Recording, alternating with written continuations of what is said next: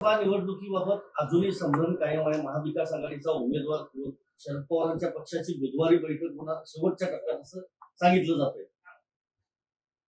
असं आहे की महाविकास आघाडीचं हा तीन तिघाडा आहे. हा तीन तिघाडा आहे, पण काम बिघाडा नाही, लक्षात ठेवा. तीन तिघाडा नक्की आहे. काँग्रेसचा निर्णय दिल्लीत होणार, काय करायचं. शिवसेना आणि राष्ट्रवादी काँग्रेस मुंबईत आहे. तीन पक्ष एकमेकांशी बोलतायत, ती बोलणी संपत नाहीत. प्रत्येकाची इच्छा आहे, त्याच्यामुळे म्हणजे तीन तिघाडा आहे. जसं तिकडे महायुतीमध्ये सुद्धा तीन चाकी रिक्षा आहे. या गोष्टी अशा प्रकारच्या निवडणुकांमध्ये होत असतात. एक जागा आहे, एकाच जागेवरून तीन पक्षात सातत्याने चर्चा सुरू आहे. शेवटच्या मिनिटापर्यंत सुरूच राहील. त्याच्यामुळे आता पाहू. इच्छुकांची संख्या वाढत जाते, यादी मोठी होत जाते आणि जसे दिवस वाढतायत, जवळ येते अर्ज भरायची वेळ आणखी वाढत जात आहे. तर यामध्ये काय मार्ग बघा, काँग्रेस पक्षामध्ये कोण इच्छुक आहे मला माहित नाही. त्यांचे रिटायर होतात रजनीताई पाटील. राष्ट्रवादी काँग्रेस पक्षामध्ये फक्त शरद पवार आहेत, तिथे दुसरं कोण इच्छुक असणार. आमच्या पक्षामध्ये प्रियंका चतुर्वेदी निवृत्त होत आहेत. इतर काही एक दोन लोकांनी इच्छा व्यक्त केलेली आहे उद्धवजींना भेटून. तर मला वाटतं राजन विचारे आहेत, विनायक राऊतांचं नाव मी ऐकलं. तर इच्छा व्यक्त करायला काहीच हरकत नाही. पण निर्णय पक्ष घेत असतो, पक्षप्रमुख घेत असतात. आणि आता शेवटी अर्ज भरण्याची तारीख ही तेव्हा निर्णय घ्यावाच लागणार. आपलं मीटिंग होणार आहे का?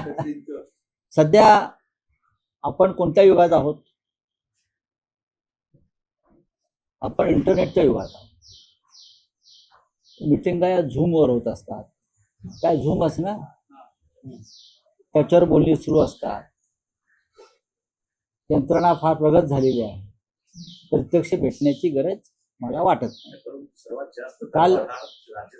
काल जयंत पाटील आणि उद्धव ठाकरे यांच्यातही चर्चा झाली.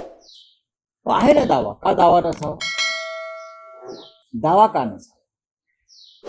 प्रत्येक जण आपापला दावा सांगतच असतो, कारण प्रत्येक पक्षाचा सदस्य निवृत्त झालेला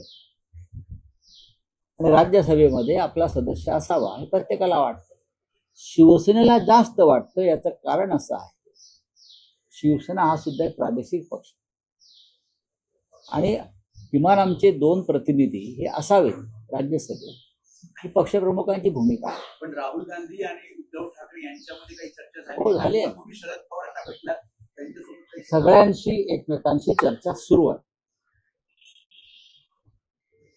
3 पक्षांच्या प्रमुख नेत्यांशी एकमेकात चर्चा सुरू आहे आणि ती सुरू असायलाच पाहिजे.